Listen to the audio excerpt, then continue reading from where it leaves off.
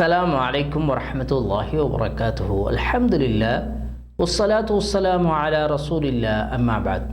கண்ணியத்திற்குரிய சகோதர சகோதரிகளே, நாம் இந்த ரமலான் மாதத்தினுடைய 7வது தினத்திலே அமர்ந்திருக்கிறோம். இந்த ரமலான் மாதத்திலே தொடர்ச்சியாக நபிகள் நாயகம் ஸல்லல்லாஹு அலைஹி வஸல்லம் அவர்களுடைய வழிகாட்டல்கள் என்ற தலைப்பிலே செய்திகளை தொடராக பார்த்து வருகிறோம். அதிலே இன்றைய தினத்திலே நாம் ஒரு சில செய்திகளை பார்க்கவிருக்கிறோம். முதலாவதாக ரசூல் ஸல்லல்லாஹு அலைஹி வஸல்லம் அவர்கள் ஜனாசாவை ஆயத்தப்படுத்தக்கூடிய செயல்பாடுகளில் எத்தகைய வழிகாட்டுதல்களை நமக்கு தந்திருக்கிறார்கள் என்பதை நாம் பார்க்கவிருக்கிறோம். அதாவது நபிகள் நாயகம் ஸல்லல்லாஹு அலைஹி வஸல்லம் அவர்கள் பிற சமயத்தவர்களை போன்றல்லாமல் ஒரு இஸ்லாமியராக இருக்கக்கூடியவர் மரணத்தை தழுவிவிட்டால் அவர்களை அழகான முறையில் நல்லடக்கம் செய்ய வேண்டும் என்று ரசூல் ஸல்லல்லாஹு அலைஹி வஸல்லம் அவர்கள் வலியுறுத்தியதோடு மட்டுமல்லாமல், ஒருவர் மரணித்து விட்டால் எத்தகைய செயல்பாடுகளை பிற முஸ்லிம் செய்ய வேண்டும் என்பதையும் நமக்கு அழகாக காட்டி தந்திருக்கிறார்கள். அந்த அடிப்படையிலே நபிகள் நாயகம் ஸல்லல்லாஹு அலைஹி வஸல்லம் அவர்கள் மிகச்சிறந்த வழிகாட்டுதல்களை நமக்கு செய்து தந்துள்ளார்கள். அவற்றை கடைபிடிக்கும்படியும் நமக்கு கட்டளையிட்டிருக்கிறார்கள்.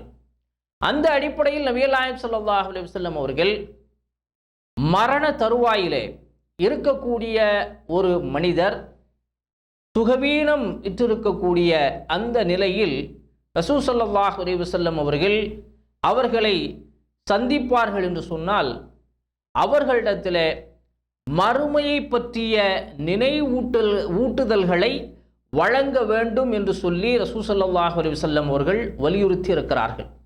அவர்களிடத்தில் மறுமையை பற்றிய செய்திகளை எடுத்து கூற வேண்டும் என்பதை ரசூல் ஸல்லல்லாஹு அலைஹி வஸல்லம் உடைய செயல்பாடாக இருந்திருக்கிறது.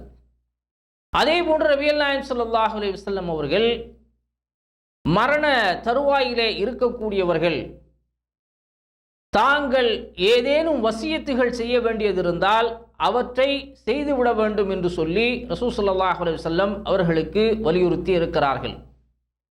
அதே போன்று நபிகள் நாயகம் ஸல்லல்லாஹு அலைஹி வஸல்லம் அவர்கள் மரண தருவாயிலே இருக்கக்கூடியவர்கள் அதிகமாக அல்லாஹ்விடத்திலே தௌபா செய்து கொள்ளுங்கள், தௌபா செய்யும்படி ஏவுவார்கள். அதோடு மட்டுமல்லாமல் அவர்களிடத்திலே ஷஹாதா சொல்லும்படி ரசூல் ஸல்லல்லாஹு அலைஹி வஸல்லம் அவர்கள் பணிப்பார்கள். ஷஹாதத்து அன் லா இலாஹ இல்லல்லாஹ் என்று சொல்லக்கூடிய அந்த கலிமாவை அவர்கள் சொல்லும்படி ரசூல் ஸல்லல்லாஹு அலைஹி வஸல்லம் அவர்கள் அவர்களிடத்திலே வலியுறுத்துவார்கள். இது நபிகள் நாயகம் ஸல்லல்லாஹு அலைஹி வஸல்லம் அவர்கள் செய்து வந்த செயல்பாடாக இருக்கிறது. அதே போன்று நபிகள் நாயகம் ஸல்லல்லாஹு அலைஹி வஸல்லம் அவர்கள் மனிதர்களிலே முழுமையாக விதியை நம்பிக்கை கொண்டவர்களே ரசூல் ஸல்லல்லாஹு அலைஹி வஸல்லம் அவர்கள் அதிக நம்பிக்கை உடையவர்களாக இருந்திருக்கிறார்கள். அல்லாஹ்வுடைய நாட்டத்தின் அடிப்படையில் தான் ஒவ்வொரு செயல்களும் நடைபெறுகிறது என்பதிலே ரசூல் ஸல்லல்லாஹு அலைஹி வஸல்லம் மிக உறுதியாக பயணித்தவர்கள். அப்படிப்பட்ட நபிகள் நாயகம் ஸல்லல்லாஹு அலைஹி வஸல்லம் அவர்கள் தங்களுடைய மகன் இப்ராஹீம் மரணத்தை தழுவிய நேரத்தில் ரசூல் ஸல்லல்லாஹு அலைஹி வஸல்லம் அவர்கள் தன் மகன் மீது இருந்த அன்பின் காரணமாக, கருணையின் காரணமாக அவர்களுடைய பிரிவை தாங்கிக் கொள்ள முடியாமல் ரசூல் ஸல்லல்லாஹு அலைஹி வஸல்லம் அவர்கள் அழுதிருக்கிறார்கள். அதாவது சாதாரணமாக ஒருவர் மரணித்து விட்டால் அல்லாஹ்வுடைய நாட்டப்படி இது நடக்கவில்லை என்ற நம்பிக்கை இல்லாமல் அழுவதென்பது வேறு, இப்படி நடந்து விட்டதே என்று சொல்லி அழுவதென்பது வேறு. ஆனால் ரசூல் ஸல்லல்லாஹு அலைஹி வஸல்லம் அவர்கள் மரணித்திருக்கிறார்கள் என்று சொன்னால் அதுவும் அல்லாஹ்வுடைய நாட்டம்தான் என்பதை முழுமையாக நம்பக்கூடியவர்களாக ரசூலுல்லாஹ் இருந்திருக்கிறாங்க. அதோடு மட்டுமல்லாமல் அவர்கள் தங்களுடைய அன்பின் வெளிப்பாடாக, கருணையின் வெளிப்பாடாக பிரிவை தாங்கிக் கொள்ள முடியாத நிலையில்தான் அவர்கள் அழுதிருக்கிறார்கள் என்பதையும் நாம் கவனத்திலே கொள்ள வேண்டும். அதே போன்று நபிகள் நாயகம் ஸல்லல்லாஹு அலைஹி வஸல்லம் அவர்கள் இஸ்லாமிய மார்க்கத்தினுடைய அடிப்படைகளை தகர்க்கக்கூடிய விதத்தில் ஏதேனும் நடக்கும் என்று சொன்னால் அந்நேரத்தில் ரசூல் ஸல்லல்லாஹு அலைஹி வஸல்லம் அவர்கள் அதை முழுவதுமாக எதிர்க்கக்கூடியவர்களாக ரசூலுல்லாஹ் இருந்திருக்கிறாங்க. அதாவது மரண தருவாயாக இருந்தாலும், கவலையிலே இருந்தாலும், அழுது கொண்டிருந்தாலும், மார்க்கத்திற்கு புறம்பாக ஒரு விஷயம் வருகிறது என்று சொன்னால் அதை என்ன செய்வார்கள்? ரசூல் ஸல்லல்லாஹு அலைஹி வஸல்லம் அவர்கள் கடுமையாக எதிர்க்கக்கூடியவர்களாக இருந்திருக்கிறார்கள். அதை பொய்ப்படுத்தக்கூடியவர்களாக ரசூலுல்லாஹ் இருந்திருக்கிறாங்க. அந்த நிலைதான் இப்ராஹிமுடைய அந்த மரணத்திலேயும் நிகழ்ந்தது. சிலர் சொன்னார்கள், அல்லாஹ்வினுடைய தூதருடைய மகன் இறந்ததன் காரணமாக அல்லாஹ் கிரகணத்தை ஏற்படுத்துகிறான். அதாவது அவங்க மரணிச்ச அந்த தினத்தில் சூரிய கிரகணம் ஏற்பட்டது. அதை என்ன செய்தார்கள்? அல்லாஹ் என்ன செய்திருக்கிறான், இந்த நபியினுடைய மகனின் மரணத்திற்கு இரங்கல் தெரிவிக்கும் விதமாக இந்த கிரகணத்தை ஏற்படுத்துகிறான் என்று செய்தி பரவியதும், இவ்வாறு அன்பின் கருணையின் மிகுதியால் அழுது கொண்டிருந்த நபிகள் நாயகம் ஸல்லல்லாஹு அலைஹி வஸல்லம் சற்றென கோபமாகிறார்கள். அந்த செய்தியை அப்படியே தகர்த்து எறிகிறார்கள். அதெல்லாம் அல்லாஹ்வினுடைய இயற்கையில் நடக்கக்கூடியதாக இருக்கிறது. ஒருவருடைய மரணத்திற்காக அல்லாஹ் சுப்ஹானஹு வ தஆலா என்ன செய்யறதில்லை, ஒருபோதும் கிரகணங்களை ஏற்படுத்துவதில்லை. அது அல்லாஹ்வுடைய அத்தாட்சியாக இருக்கிறது என்று சொல்லி ரசூல் ஸல்லல்லாஹு அலைஹி வஸல்லம் அவர்கள் என்ன செய்திருக்கிறார்கள்? அதை முற்றிலுமாக புறந்தள்ளக்கூடிய நிலையையும் ரசூல் ஸல்லல்லாஹு அலைஹி வஸல்லம் உடைய நிகழ்விலே நாம் காண முடிகிறது. அதே போன்று நபிகள் நாயகம் ஸல்லல்லாஹு அலைஹி வஸல்லம் அவர்கள் ஒரு மரண தருவாயிலே அல்லது ஒரு ஜனாசா இருக்கக்கூடிய இடத்திற்கு சென்றார்கள் என்று சொன்னால் அங்கே அல்லாஹுவை பற்றி நினைவு கூறக்கூடிய விஷயங்களை ரசூல் ஸல்லல்லாஹு அலைஹி வஸல்லம் மக்களுக்கு சொல்லுவார்கள். அல்லாஹுவை திக்ர் செய்யும்படி நபிகள் நாயகம் ஸல்லல்லாஹு அலைஹி வஸல்லம் அவர்கள் சொல்லுவார்கள். மக்களுக்கு நன்மையான காரியங்களை எத்தி வைக்கக்கூடியவர்களாக ரசூல் ஸல்லல்லாஹு அலைஹி வஸல்லம் அவர்கள் இருப்பார்கள் என்பதையும் நாம் கவனத்திலே கொள்ள வேண்டும். அடுத்ததாக நபிகள் நாயகம் ஸல்லல்லாஹு அலைஹி வஸல்லம் அவர்கள் ஒருவருடைய மரணத்தின் காரணமாக கன்னத்தில் அறைந்து கொள்வதையோ, சப்தமிட்டு ஓலமிட்டு அழுவதையோ, ஒப்பாரி வைப்பதையோ ரசூல் ஸல்லல்லாஹு அலைஹி வஸல்லம் ஒருபோதும் என்ன செய்ததில்லை, அனுமதித்ததில்லை. அவ்வாறு செய்வதை நபிகள் நாயகம் ஸல்லல்லாஹு அலைஹி வஸல்லம் அவர்கள் தடை செய்திருக்கிறார்கள் என்பதையும் நாம் கவனத்திலே கொள்ள வேண்டும். அதே போன்று நபிகள் நாயகம் ஸல்லல்லாஹு அலைஹி வஸல்லம் அவர்கள் மையத்தை அழகான முறையில் குளிப்பாட்டி ரசூல் ஸல்லல்லாஹு அலைஹி வஸல்லம் அதை தயார் செய்வார்கள். அவ்வாறு அந்த மையத்தை கழுவி அழகாக குளிப்பாட்டி தூய்மைப்படுத்தி வெண்மையான ஆடையை கொண்டு நபிகள் நாயகம் ஸல்லல்லாஹு அலைஹி வஸல்லம் அவர்கள் கஃனிடக்கூடியவர்களாக இருப்பார்கள். இது ரசூல் ஸல்லல்லாஹு அலைஹி வஸல்லம் உடைய செயலாக இருந்திருக்கிறது என்பதை நாம் கவனத்திலே கொள்ள வேண்டும். அதே போன்று நபிகள் நாயகம் ஸல்லல்லாஹு அலைஹி வஸல்லம் அவர்கள் ஒரு ஜனாசாவினுடைய முகத்தை ரசூல் ஸல்லல்லாஹு அலைஹி வஸல்லம் மூடி வைக்க சொல்லியிருக்கிறார்கள். அவர்களுடைய உடம்பை நபிகள் நாயகம் ஸல்லல்லாஹு அலைஹி வஸல்லம் அவர்கள் மூடி வைக்க சொல்லியிருக்கிறார்கள். அதே போன்று ஒருவர் இறந்து விட்டால் அவருடைய கண்களை கண்டிப்பாக ரசூல் ஸல்லல்லாஹு அலைஹி வஸல்லம் மூடும்படி கட்டளை இட்டார்கள். இது நபிகள் நாயகம் ஸல்லல்லாஹு அலைஹி வஸல்லம் உடைய வழிகாட்டுதலாக இருக்கிறது. அப்ப இந்த அடிப்படையில் என்ன செய்ய வேண்டும், ஒரு முஸ்லீம் மரணித்து விட்டால் இத்தகைய செயல்பாடுகளை செய்வதிலே பிற முஸ்லீம் கவனமாக இருக்க வேண்டும் என்பதைத்தான் இந்த வழிகாட்டல் நமக்கு எடுத்து காட்டுகிறது. மேலும் நபிகள் நாயகம் ஸல்லல்லாஹு அலைஹி வஸல்லம் அவர்கள் இந்த மையத்தை மூடக்கூடிய நேரத்தில் அதனுடைய துணி குறைபாடு ஏற்பட்டிருக்கும் என்றால், அதாவது முழுவதுமாக அந்த ஜனாசாவை மூடி வைப்பதற்கு துணி பற்றாத நேரத்தில் ரசூல் ஸல்லல்லாஹு அலைஹி வஸல்லம் முகத்தையும் உடம்பையும் ஒரு துணியை கொண்டு மூடுவார்கள். கால்களை புற்களை கொண்டு நபிகள் நாயகம் ஸல்லல்லாஹு அலைஹி வஸல்லம் என்ன செஞ்சிருக்கிறாங்க, மூடி வைத்திருக்கிறார்கள். இத்தகைய செயல்பாடு நபிகள் நாயகம் ஸல்லல்லாஹு அலைஹி வஸல்லம் அவர்களிடத்திலே இருந்திருக்கிறது என்பதையும் நாம் கவனத்திலே கொள்ள வேண்டும். அதே போன்று நபிகள் நாயகம் ஸல்லல்லாஹு அலைஹி வஸல்லம் அவர்கள் சில வேளைகளில் ஜனாசாவை முத்தமிட்டு இருக்கிறார்கள். அதாவது நெற்றியில் என்ன செய்வார்கள்? ரசூல் ஸல்லல்லாஹு அலைஹி வஸல்லம் முத்தமிடக்கூடிய பழக்கம் ரசூல் ஸல்லல்லாஹு அலைஹி வஸல்லம் அவர்களிடத்திலே இருந்திருக்கிறது என்பதையும் நாம் கவனத்திலே கொள்ள வேண்டும். அடுத்ததாக நபிகள் நாயகம் ஸல்லல்லாஹு அலைஹி வஸல்லம் அவர்கள் ஒரு மையத்தை குளிப்பாட்டுவதாக இருந்தால் நீங்கள் 3 முறை தண்ணீர் ஊற்றி என்ன செய்யுங்கள்? அவர்களை குளிப்பாட்டுங்கள். அல்லது 5 முறை நீங்க என்ன செய்யுங்க? தண்ணீர் ஊற்றி குளிப்பாட்டுங்கள் என்று சொல்லி நபி ஸல்லல்லாஹு அலைஹி வஸல்லம் அவர்கள் கட்டளையிட்டு இருக்கிறார்கள். அதோடு மட்டுமல்லாமல் தொடர்ந்து சொல்லுகிறார்கள், மையத்தை குளிப்பாட்டக்கூடியவர்கள் அவர்களுடைய வசதிக்கு ஏற்ப தண்ணீரை அதிகப்படுத்தி என்ன செய்து கொள்ளலாம்? அந்த மையத்தை குளிப்பாட்டி கொள்ளலாம் என்ற அனுமதியையும் ரசூல் ஸல்லல்லாஹு அலைஹி வஸல்லம் வழங்கி இருக்கிறார்கள் என்பதை நாம் கவனத்திலே கொள்ள வேண்டும். அடுத்ததாக நபிகள் நாயகம் ஸல்லல்லாஹு அலைஹி வஸல்லம் அவர்கள் போர்க்களத்திலே உயிர் நீத்தவர்கள் சுஹதாக்களை பொறுத்தவரைக்கும் ரசூல் ஸல்லல்லாஹு அலைஹி வஸல்லம் அவர்கள் அவர்களை எந்த நிலையிலும் குளிப்பாட்டாதவர்களாக ரசூல் ஸல்லல்லாஹு அலைஹி வஸல்லம் இருந்திருக்கிறார்கள்.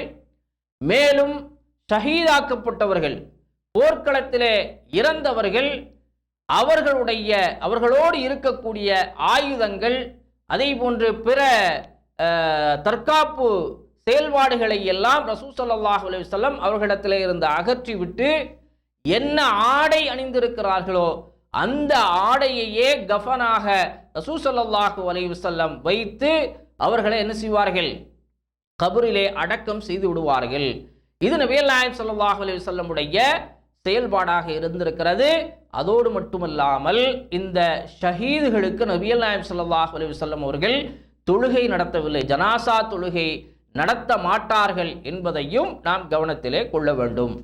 அடுத்ததாக நபிகள் நாயகம் ஸல்லல்லாஹு அலைஹி வஸல்லம் அவர்கள் இஹ்ராமுடைய நிலையில், அதாவது உம்ராவிற்கோ அல்லது ஹஜ்ஜிற்கோ வந்திருக்கக்கூடியவர்கள் இஹ்ராமுடைய நிலையில் இருக்கக்கூடிய நேரத்தில் அவர்கள் மரணித்து விட்டார்கள் என்று சொன்னால் அவர்களை நபிகள் நாயகம் ஸல்லல்லாஹு அலைஹி வஸல்லம் அவர்கள் குளிப்பாட்டக்கூடிய நிலையை வைத்திருந்தார்கள். அவர்களை அழகான முறையில் குளிப்பாட்டி அதே போன்று இலந்தை இலைகளை தண்ணீரிலே கலந்து அவர்களை குளிப்பாட்டுங்கள் என்று சொல்லியும் ரசூல் ஸல்லல்லாஹு அலைஹி வஸல்லம் அவர்கள் கட்டளையிட்டு இருக்கிறார்கள். இந்த அடிப்படையில் ரசூல் ஸல்லல்லாஹு அலைஹி வஸல்லம் இஹ்ராமில் இருக்கக்கூடியவர்கள் இறந்து விட்டால் அவர்களுடைய ஜனாசாவை குளிப்பாட்டும்படி நமக்கு கட்டளையிட்டு இருக்கிறார்கள். அதோடு மட்டுமல்லாமல் ரசூல் ஸல்லல்லாஹு அலைஹி வஸல்லம் அவர்கள் அவர்களுடைய இஹ்ராம் துணியையே என்ன செய்வார்கள்? கஃனாக அவர்கள் மீது புதிவார்கள் என்பதையும் கவனத்திலே கொள்ள வேண்டும். அதே போன்று நபிகள் நாயகம் ஸல்லல்லாஹு அலைஹி வஸல்லம் அவர்கள் இந்த இஹ்ராமுடைய நிலையில் மரணிக்கக்கூடியவர்களுடைய அந்த முகத்தை மூட வேண்டாம் என்று சொல்லி ரசூல் ஸல்லல்லாஹு அலைஹி வஸல்லம் அவர்கள் கட்டளையிட்டிருக்கிறார்கள். அப்போ அவர்களுடைய முகம் திறந்தே இருக்க வேண்டும் என்பது சட்ட விதியாக ஆக்கப்பட்டிருக்கிறது. அந்த அடிப்படையில் நபிகள் நாயகம் ஸல்லல்லாஹு அலைஹி வஸல்லம் அவர்கள் இஹ்ராமுடைய நிலையில் மரணித்தவர்களை கையாண்டிருக்கிறார்கள் என்பதையும் நாம் கவனத்திலே கொள்ள வேண்டும். அதே போன்று நபிகள் நாயகம் ஸல்லல்லாஹு அலைஹி வஸல்லம் அவர்கள் சாதாரணமாக மரணித்தவர்களுடைய ஜனாசாவை தண்ணீரால் கழுவச் சொல்லியிருக்கிறார்கள். கடைசியாக கழுவக்கூடிய நேரத்தில் கற்பூரம் கலந்து என்ன செஞ்சிருக்கிறாங்க? கழுவிக்கொள்ளுங்கள் என்று சொல்லக்கூடிய அந்த கட்டளையையும் ரசூல் ஸல்லல்லாஹு அலைஹி வஸல்லம் அவர்கள் பிறப்பித்திருக்கிறார்கள். அடுத்ததாக நபிகள் நாயகம் ஸல்லல்லாஹு அலைஹி வஸல்லம் அவர்கள் மையத்தை பொறுத்த வரைக்கும் நீங்கள் வெள்ளை நிறத்திலான ஆடைகளை, அதாவது துணியை கொண்டு நீங்கள் கஃன் செய்யுங்கள் என்று சொல்லி கட்டளையிட்டிருக்கிறார்கள். அதே போல அந்த துணியை கொண்டு வரும்படியும் ரசூல் ஸல்லல்லாஹு அலைஹி வஸல்லம் அவர்கள் ஏவி இருக்கிறார்கள் என்பதையும் நாம் கவனத்திலே கொள்ள வேண்டும். அதே போன்று நபிகள் நாயகம் ஸல்லல்லாஹு அலைஹி வஸல்லம் அவர்கள் மையத்தினுடைய உரிமையாளர்களுக்கு, அதாவது மகனாக இருக்கலாம் அல்லது அதனுடைய உறவுகளாக இருக்கலாம், யார் அதற்கு பொறுப்பேற்றிருக்கிறார்களோ அவர்களுக்கு ரசூல் ஸல்லல்லாஹு அலைஹி வஸல்லம் அவர்கள் கட்டளை பிறப்பிப்பார்கள். நீங்கள் என்ன செய்யுங்க? அழகான விதத்தில் அவர்களை கஃன் செய்யுங்கள், அழகான துணிகளை கொண்டு அவர்களை மூடுங்கள் என்றெல்லாம் சொல்லி ரசூல் ஸல்லல்லாஹு அலைஹி வஸல்லம் அவர்கள் அறிவுரை வழங்கக்கூடியவர்களாக இருந்திருக்கிறார்கள் என்பதையும் நாம் கவனத்திலே கொள்ள வேண்டும். இந்த அடிப்படையில் நபிகள் நாயகம் ஸல்லல்லாஹு அலைஹி வஸல்லம் அவர்கள் ஒரு மையத்தை என்ன செய்திருக்கிறார்கள்? தயார் செய்திருக்கிறார்கள். அவர்களுடைய ஒருவர் இறந்து விட்டால் அதற்கு பிறகு என்னென்ன செயல்பாடுகள் எல்லாம் செய்ய வேண்டும் என்பதை நமக்கு வகுத்து தந்திருக்கிறார்கள். இதை நாம் கவனத்திலே கொண்டு செயல்பட வேண்டும். அடுத்ததாக நபிகள் நாயகம் ஸல்லல்லாஹு அலைஹி வஸல்லம் அவர்கள் ஜனாசா தொழுகை எந்த அடிப்படையிலே தொழ வைத்திருக்கிறார்கள், என்ன என்ன செயல்பாடுகள், அது தொடர்பாக ரசூல் ஸல்லல்லாஹு அலைஹி வஸல்லம் அவர்கள் நமக்கு அறிவித்திருக்கிறார்கள் என்பதை நாம் ஒவ்வொன்றாக பார்க்கவிருக்கிறோம். அதிலே முதலாவதாக நபிகள் நாயகம் ஸல்லல்லாஹு அலைஹி வஸல்லம் அவர்கள் ஜனாசா தொழுகை நடத்தக்கூடிய நேரத்தில் ஜனாசாவை பள்ளிவாசலினுடைய வெளிப்புறத்தில் வைத்து என்ன செஞ்சிருக்கிறார்கள், பெரும்பாலும் தொழுகை நடத்துவதே அவர்களுடைய வழக்கமாக இருந்திருக்கிறது. இருந்தாலும் சில காலங்களில் சில வேளைகளில் ரசூல் ஸல்லல்லாஹு அலைஹி வஸல்லம் அவர்கள் பள்ளிவாசலுக்கு உள்ளும் என்ன செய்திருக்கிறார்கள், ஜனாசா தொழுகை நடத்தி இருக்கிறார்கள் என்பதை நாம் கவனத்திலே கொள்ள வேண்டும். இதில் பெரும்பாலும் ரசூலுல்லாஹ் என்னதான் செஞ்சிருக்கிறாங்க, பள்ளிவாசலுடைய வெளிப்புறத்தில் வைத்து ஜனாசா தொழுகை நடத்துவதே அவர்களுடைய செயல்பாடாக இருந்திருக்கிறது என்பதை நாம் கவனத்திலே கொள்ள வேண்டும். அதே போன்று நபிகள் நாயகம் ஸல்லல்லாஹு அலைஹி வஸல்லம் அவர்கள் ஒருவருக்கு ஜனாசா தொழுகை நடத்துவதற்கு முன் வருவார்கள் என்று சொன்னால், முதலாவதாக ரசூல் ஸல்லல்லாஹு அலைஹி வஸல்லம் அங்கே இருக்கக்கூடியவர்களிடத்தில் இந்த மையத்திற்கு கடன் இருக்கிறதா என்று கேள்வி எழுப்பக்கூடியவர்களாக ரசூலுல்லாஹ் இருந்திருக்கிறாங்க. அவ்வாறு அந்த மனிதருக்கு கடன் இருக்கும் பட்சத்தில் ரசூல் ஸல்லல்லாஹு அலைஹி வஸல்லம் அவர்கள் அந்த மையத்திற்காக தொழுகை நடத்த மாட்டார்கள். அவர்களுடைய உறவினர்கள் யாரேனும் இருந்தால் அவர்களை வைத்து என்ன செய்வார்கள், நீங்கள் தொழுகை நடத்துங்கள் என்று சொல்லி ஏவக்கூடியவர்களாக ரசூல் ஸல்லல்லாஹு அலைஹி வஸல்லம் அவர்கள் இருந்திருக்கிறார்கள். அதோடு மட்டுமல்லாமல் இது ஆரம்ப காலகட்டத்தில் இந்த நிலை இருந்தாலும் பின்னர் அல்லாஹ் சுப்ஹானஹு வ தஆலா நபிகள் நாயகம் ஸல்லல்லாஹு அலைஹி வஸல்லம் அவர்களுக்கு மிகப்பெரிய ஒரு அரசாட்சியை வழங்கியதற்கு பிறகு, ஒரு பொருளாதாரத்தை கொடுத்ததற்கு பிறகு ரசூல் ஸல்லல்லாஹு அலைஹி வஸல்லம் அவர்கள் இவ்வாறு ஜனாசா தொழுகை நடத்த வரக்கூடிய நேரத்திலே கேள்வி எழுப்புவார்கள். அவ்வாறு அந்த மையத்திற்கு கடன் இருக்கும் பட்சத்தில் அந்த கடனை ரசூல் ஸல்லல்லாஹு அலைஹி வஸல்லம் அவர்கள் தாங்களே என்ன செய்வார்கள், ஏற்றுக்கொண்டு அதை செலுத்துவார்கள். அதற்கு பிறகு நபிகள் நாயகம் ஸல்லல்லாஹு அலைஹி வஸல்லம் அவர்கள் அந்த ஜனாசாவிற்கு தொழுகை நடத்தக்கூடியவர்களாக இருந்திருக்கிறாங்க. ரசூல் ஸல்லல்லாஹு அலைஹி வஸல்லம் அவர்கள் தாங்கள் ஏற்றுக்கொண்ட அந்த கடனுக்கு பகரமாக அவர்களுடைய, அதாவது இறந்து போனவருடைய செல்வம் இருந்தால் அவர்களிடத்தில் என்ன செய்ய மாட்டார்கள், அதனை திரும்ப எடுத்துக்கொள்ள மாட்டார்கள். அவர்களுடைய சொத்தை அவர்களுடைய வாரிசுகளுக்கே ரசூல் ஸல்லல்லாஹு அலைஹி வஸல்லம் பங்கிடக்கூடியவர்களாக இருந்திருக்கிறாங்க. அப்போ இந்த செயல்பாடு ரசூல் ஸல்லல்லாஹு அலைஹி வஸல்லம் அவர்களிடத்திலே இருந்திருக்கிறது என்பதை நாம் கவனத்திலே கொள்ள வேண்டும். அதே போன்று நபிகள் நாயகம் ஸல்லல்லாஹு அலைஹி வஸல்லம் அவர்களுடைய ஜனாசா தொழுகை எப்படி இருந்தது? ரசூல் ஸல்லல்லாஹு அலைஹி வஸல்லம் அவர்கள் ஜனாசா தொழுகையை பொறுத்த வரைக்கும் சில நேரங்களில் 4 தக்பீர்களை சொல்லி தொழக்கூடியவர்களாக இருந்திருக்கிறார்கள். சில நேரங்களில் 5 தக்பீர்களை சொல்லி தொழக்கூடியவர்களாக இருந்திருக்கிறார்கள். இதிலே முதலாவது தக்பீர் சொன்னதற்கு பிறகு ரசூல் ஸல்லல்லாஹு அலைஹி வஸல்லம் அவர்கள் சூரத்துல் ஃபாத்திஹாவை ஓதக்கூடியவர்களாக இருந்திருக்கிறார்கள். இரண்டாவது தக்பீர் சொன்னதற்கு பிறகு ரசூல் ஸல்லல்லாஹு அலைஹி வஸல்லம் அவர்கள் நபிகள் நாயகம் ஸல்லல்லாஹு அலைஹி வஸல்லம் அவர்கள் மீது ஸலவாத்து சொல்லக்கூடியவர்களாக இருக்கிறார்கள். மூன்றாவது தக்பீர் சொன்னதற்கு பிறகு அந்த இறந்த அந்த மையத்திற்காக ரசூல் ஸல்லல்லாஹு அலைஹி வஸல்லம் அவர்கள் பாவ மன்னிப்பு தேடக்கூடியவர்களாக இருந்திருக்கிறார்கள். அதே போன்று 4வது தக்பீர் சொன்னதற்கு பிறகு ரசூல் ஸல்லல்லாஹு அலைஹி வஸல்லம் அவர்கள் சலாம் கொடுக்கக்கூடியவர்களாக இருந்திருக்கிறார்கள் என்பதையும் நாம் கவனத்திலே கொள்ள வேண்டும். அதே போன்று நபிகள் நாயகம் ஸல்லல்லாஹு அலைஹி வஸல்லம் அவர்கள் இந்த தொழுகையிலே, இந்த ஜனாசா தொழுகையிலே ஒவ்வொரு தக்பீருக்கு பிறகும் கையை உயர்த்திருக்கிறார்களா என்று சொன்னால் அதற்கான ஆதாரங்கள் எதுவும் ஹதீஸ்களின் வாயிலாக கிடைக்கப்பெறவில்லை. அதாவது ரசூல் ஸல்லல்லாஹு அலைஹி வஸல்லம் தக்பீர் சொல்லியிருக்கிறார்களே தவிர ஒவ்வொரு தக்பீர்களுக்கும் இடையில் தங்களுடைய கையை உயர்த்தினார்களா என்று சொன்னால் அப்படிப்பட்ட நிகழ்வு ரசூல் ஸல்லல்லாஹு அலைஹி வஸல்லம் அவர்களிடத்திலே இல்லை. அதே போன்று நபிகள் நாயகம் ஸல்லல்லாஹு அலைஹி வஸல்லம் அவர்கள் சில நேரங்களில் ஜனாசா தொழுகைகளிலே ஒரு சலாம் கொடுத்திருக்கிறார்கள். சில நேரங்களிலே 2 சலாம், அதாவது வலது பக்கமும் இடது பக்கமும் சலாம் கொடுக்கக்கூடிய வழக்கமும் நபிகள் நாயகம் ஸல்லல்லாஹு அலைஹி வஸல்லம் இடத்திலே இருந்திருக்கிறது என்பதை நாம் கவனத்திலே கொள்ள வேண்டும். அதே போன்று நபிகள் நாயகம் ஸல்லல்லாஹு அலைஹி வஸல்லம் அவர்கள் அந்த ஜனாசா தொழுகையிலே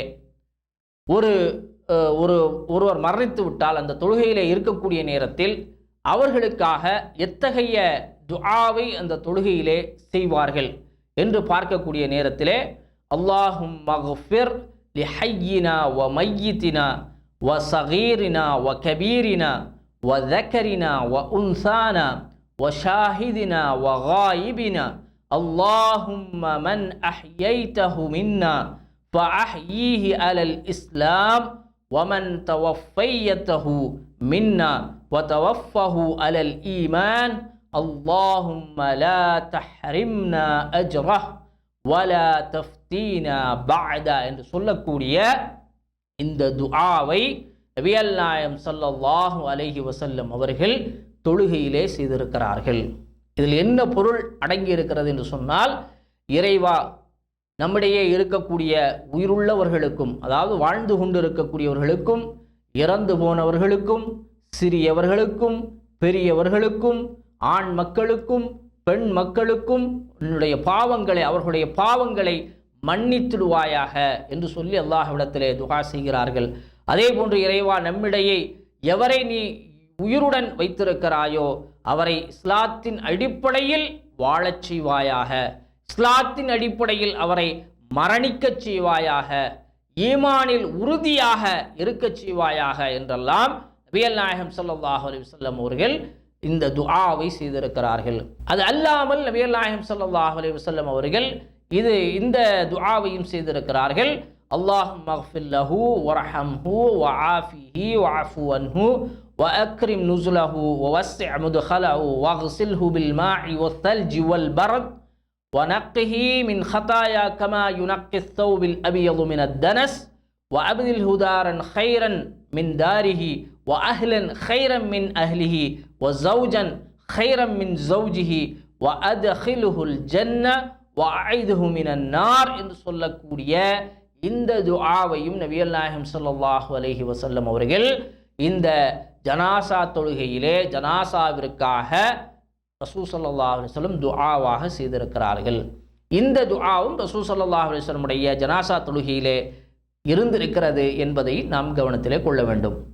அடுத்ததாக நபிகள் நாயகம் ஸல்லல்லாஹு அலைஹி வஸல்லம் அவர்கள் ஜனாசா தொழுகை நடத்தக்கூடிய நேரத்திலே இறந்தவர் ஆண் மையித்தாக இருந்தால் அவருடைய தலைக்கு அருகில் நின்று ரசூல் ஸல்லல்லாஹு அலைஹி வஸல்லம் செய்வார்கள், தொழுகையை நடத்துவார்கள். இதில் கவனத்திலே கொள்ள வேண்டும். யார் ஜனாசா தொழுகை நடத்துகிறார்களோ அவர்கள் கவனத்திலே கொள்ள வேண்டியது, இறந்தவர் ஆணாக இருந்தால் அவருடைய தலைக்கு அருகில் நின்று தொழுகை நடத்தக்கூடியவர்களாக இருக்க வேண்டும்.